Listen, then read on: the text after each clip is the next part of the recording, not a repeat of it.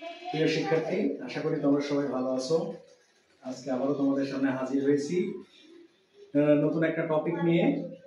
আজকে আলোচনা করব ইংলিশ সেকেন্ড পার্টে 1 নম্বর আইটেম, অর্থাৎ filling the gaps with appropriate clues. এই আইটেমটার ভিতরে আমাদের বিভিন্ন ধরনের পার্টস অফ স্পিচ থাকবে। আমরা পার্টস অফ স্পিচ ব্যবহার করে এই আইটেমটার সমাধান করব। আমি তোমাদের সামনে ইতিমধ্যেই একটা খুবই গুরুত্বপূর্ণ পার্টস অফ স্পিচ, মানে এক কথায় 1 নম্বর আইটেমটা লিখে রাখছি। আমরা এটা সমাধান করব।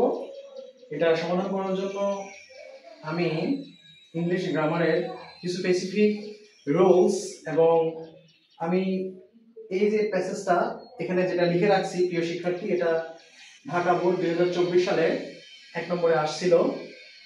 তো আমি এই প্যাসেজটা তোমাদেরকে ব্রিটিশ ইংলিশ অনুযায়ী প্রোনাউন্স করে দেব এবং গ্রামারের বিভিন্ন রুল এবং নিয়ম অনুযায়ী এটাকে আমরা সমাধান করার চেষ্টা করব। Let's go.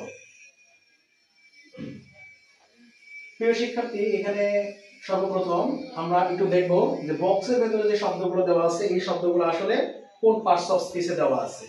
জেন্টেল এই শব্দটা হচ্ছে একটা অ্যাডজেক্টিভ, বাই এটা হচ্ছে একটা প্রিপজিশন, বি তোমরা জানো এটা একটা আর্টিকেল, বি শব্দটা অবশ্যই একটা অ্যাডজেক্টিভ, ওয়েট শব্দটা একটা নাউন অফ প্রিপজিশন, ভিজিট শব্দটা হচ্ছে ভার্ব, হিলস শব্দটা একটা নাউন এবং নেচার শব্দটা হচ্ছে একটা noun.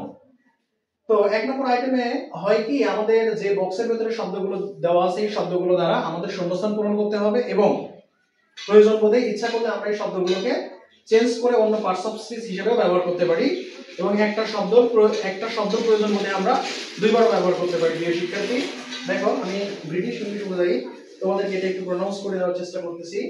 The Kaptai lake is located in the hilly district of Rangamati. Kaptai লেকের নাম তো তোমরা অবশ্যই শুনে থাকবে। কাপ্তাই লেক মানে কাপ্তাই হ্রদ অবস্থিত হিলি ডিস্ট্রিক্ট, পার্বত্য মানে আর কি পার্বত্য জেলা রাঙ্গামাটিতে মানে পার্বত্য জেলা রাঙ্গামাটিতে হচ্ছে আমাদের কাপ্তাই লেকটা অবস্থিত। This is the biggest lake in Bangladesh, এটা হচ্ছে বাংলাদেশের সর্ববৃহৎ একটা লেক। এখানে আমরা এই শব্দটাতে আমরা বিগেস্ট শব্দটা ব্যবহার করব। দেখো এখানে লেক শব্দটা একটা নাউন, যেহেতু নাউনের পূর্বে গ্যাপ আছে, আমরা জানি যে নাউনের পূর্বে যদি গ্যাপ থাকে তাহলে সেই গ্যাপে আমরা ডেফিনেটলি কি ব্যবহার করব, একটা অ্যাডজেক্টিভ ব্যবহার করব। তো আমাদের এখানে অ্যাডজেক্টিভ ব্যবহার করতে হবে। তবে প্রিয় শিক্ষার্থী আরেকটা জিনিস আমাদেরকে ভালো করে লক্ষ্য করতে হবে, তোমরা যদি লক্ষ্য করে দেখো গ্যাপের পূর্বের শব্দটা কিন্তু একটা আর্টিকেল, তাহলে আর্টিকেল দি এর পরে কিন্তু আমরা সুপারলেটিভ ডিগ্রি ব্যবহার করতে পারবো বা সুপারলেটিভ ডিগ্রি আমাদেরকে ব্যবহার করতে হবে, আদারওয়াইজ আমাদের বাক্যটা কিন্তু হবে না। তাহলে আমরা এখানে সুপারলেটিভ ডিগ্রি ব্যবহার করব। সুপারলেটিভ ডিগ্রিটা হচ্ছে বিগেস্ট, সুপারলেটিভ ফর্ম হচ্ছে বিগেস্ট, সুপারলেটিভ ফর্ম হচ্ছে বিগেস্ট। তার মানে আমাদেরকে 1 নম্বর গ্যাপে বিগেস্ট ব্যবহার করতে হবে। কেন ব্যবহার করতে হবে আমি আবারও বলে দিচ্ছি, অর্থাৎ গ্যাপের পরের শব্দটা হচ্ছে কিন্তু আমাদের দেখো লেক, যা একটা নাউন, নাউনের পূর্বে গ্যাপ থাকলে অ্যাডজেক্টিভ ব্যবহার করতে হবে। তো এখানে অর্থপূর্ণ অ্যাডজেক্টিভ হচ্ছে বিগেস্ট। কেন সুপারলেটিভ ফর্ম ব্যবহার করলাম, কারণ আগে দিয়ে আছে। আশা করি তোমরা এটা বুঝতে পারছো। তারপরে দেখো বলা হচ্ছে the natural beauty of this lake is well known to all। এখানে সেম একই, এই যে বিউটি শব্দটা দেওয়া আছে, বিউটি শব্দটা কিন্তু আমাদের একটা নাউন, যেহেতু বিউটি শব্দটা নাউন তাহলে নাউনের আগে গ্যাপ আছে, তাহলে আমাদেরকে কি ব্যবহার করতে হবে, নাউনের আগে গ্যাপ থাকা মানে সেটা অবশ্যই আমাদেরকে ব্যবহার করতে হবে অ্যাডজেক্টিভ। এখানে অর্থপূর্ণ অ্যাডজেক্টিভ, দেখো এখানে আমাদের বক্সে একটা শব্দ দেওয়া আছে নেচার, এই শব্দটাকে আমাদের প্রয়োজন বোধে পরিবর্তন করতে হবে। তাহলে নেচার থেকে আমরা করব কি, ন্যাচারাল করতে হবে আমাদেরকে। তাহলে আমাদের রুলটা হচ্ছে বিউটি শব্দটা হচ্ছে একটা নাউন, নাউনের পূর্বে গ্যাপ মানে এখানে আমাদেরকে ব্যবহার করতে হবে অ্যাডজেক্টিভ, আর অ্যাডজেক্টিভের পূর্বে আর্টিকেল, মানে নিয়মটা হচ্ছে আর্টিকেল অ্যাডজেক্টিভ নাউন। দেখো the natural beauty of this lake is well known to all। এই লেকের প্রাকৃতিক সৌন্দর্য সকলেরই জানা। এই লেকের প্রাকৃতিক সৌন্দর্যটা সকলেরই জানা। This huge lake stretches for miles, touching different parts of Rangamati district. অর্থটা যদি আমরা একটু করার চেষ্টা করি প্রিয় শিক্ষার্থী ভেঙে ভেঙে, তাহলে দেখো অর্থটা এমন দাঁড়ায়, This huge lakes, এই প্রকাণ্ড লেকটি stretches for miles, মানে মাইলের পর মাইল বিস্তৃত, touching different parts of Rangamati, এবং এটা টাচ করে আছে বা এটা স্পর্শ করে আছে রাঙ্গামাটি জেলার বিভিন্ন অংশ, রাঙ্গামাটি জেলার বিভিন্ন অংশটাকে এটা স্পর্শ করে আছে। এইখানে তোমরা যদি লক্ষ্য করে দেখো পার্টস, পার্টস শব্দটা কিন্তু একটা নাউন এবং ব্ল্যাঙ্কের পরের শব্দ এখানে রাঙ্গামাটি, দুইটাই কিন্তু নাউন শব্দ। তো দুইটা যদি নাউন হয় তাহলে সেক্ষেত্রে আমরা কি করতে পারি, দুইটা নাউন হলে অবশ্যই আমাদেরকে মাঝখানে প্রিপোজিশন ব্যবহার করতে হবে, এবং অধিকাংশ ক্ষেত্রে ডাবল নাউনের মাঝখানে প্রিপোজিশন অফ ব্যবহার করা হয়। তো আমাদেরকে এখানে ব্যবহার করতে হবে of, first of, first of আমরা ব্যবহার করব।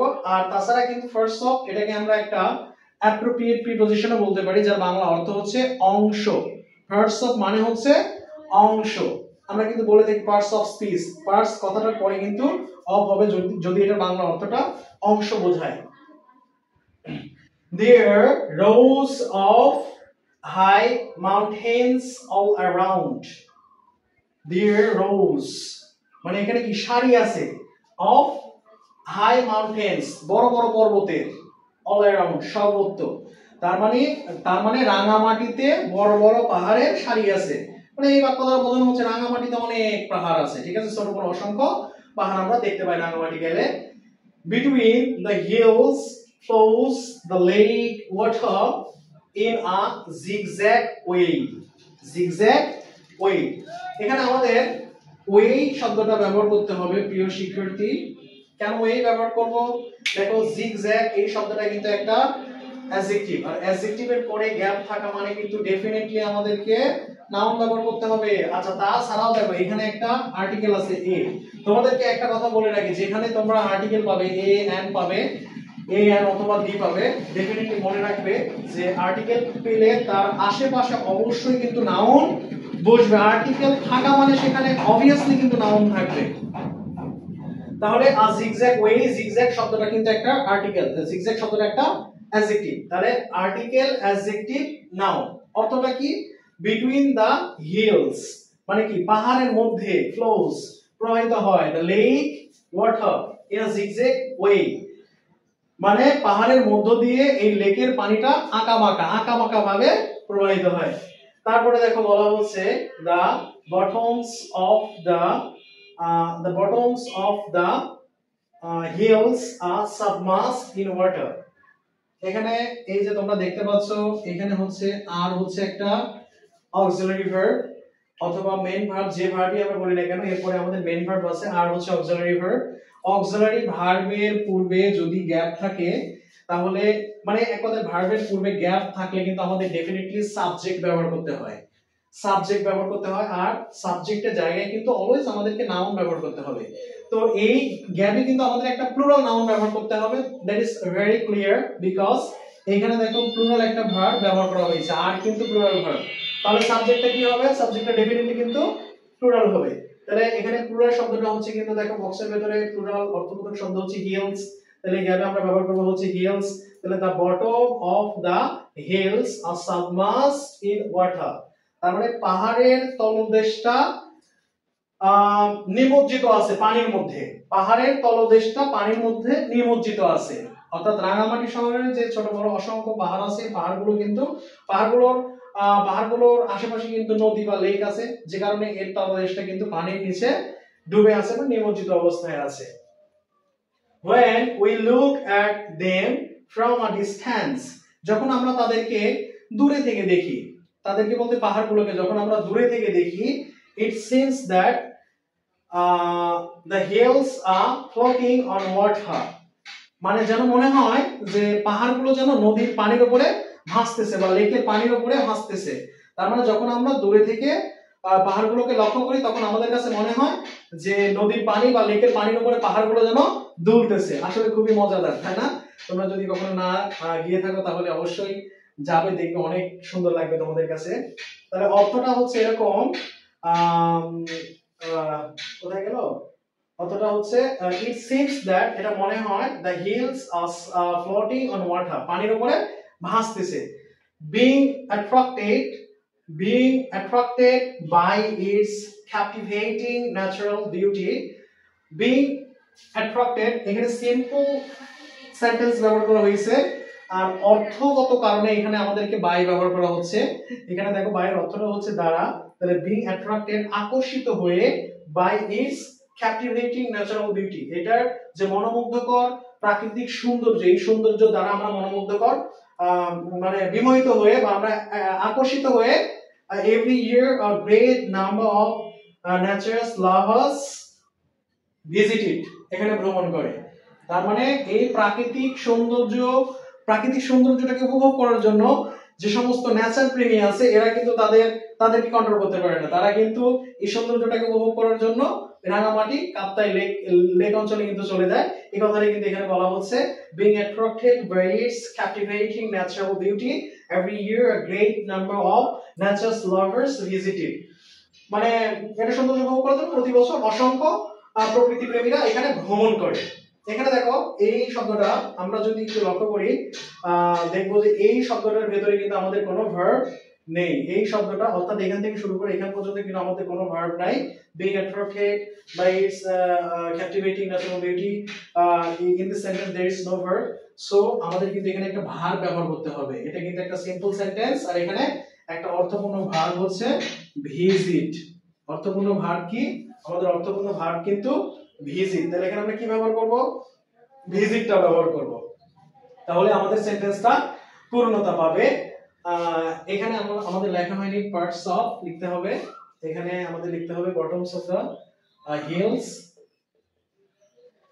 আশা করি প্রিয় শিক্ষার্থী তোমরা ক্লাসটা উপভোগ করতেছো। এখানে আমাদের বাই লিখতে হবে। আমি ইতিমধ্যেই এই ব্ল্যাঙ্ক গুলো নিয়ে তোমাদের সামনে আলোচনা করেছি। এখানে লিখতে হবে আমাদের দা লিখতে হবে। আচ্ছা, তারপর একটা একটু দেখো, যদি লক্ষ্য করি আমরা, a number of, এটা কিন্তু একটা কোলোকেশন। a number of মানে প্রচুর, a number of মানে প্রচুর। আচ্ছা, অবশ্যই তাছাড়া আমরা অন্য একটা নিয়মেও এটাকে করতে পারি। দেখো এখানে কালারফুল শব্দটা, কালারফুল না, a number of এটাকে আমাদের এইভাবে মিলাইতে হবে, a number of boats are ready to welcome the tourist। তাহলে কি, a number of colorful boats মানে অগণিত রং বেরঙের নৌকা, আর রেডি প্রস্তুত, to welcome the tourist মানে পর্যটকদের গ্রহণ করার জন্য, স্বাগত জানানোর জন্য এই কাপ্তাই লেকে রং বেরঙের অসংখ্য নৌকা আছে। a gentle breeze,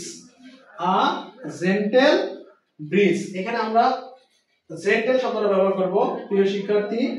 এখানে আমরা জেন্টেল শব্দটা ব্যবহার করব। দেখো, a gentle breeze is always blowing, মৃদুমন্দ বাতাস, প্রশান্তির বাতাস সবসময় বয়, it cools the tourists and smooths their minds, এটা তাদেরকে কুল করে, পর্যটকদেরকে শান্ত করে এবং তাদের মনটাকে ফ্রেশ করে বা তাদের মনটাকে শান্তি দেয়।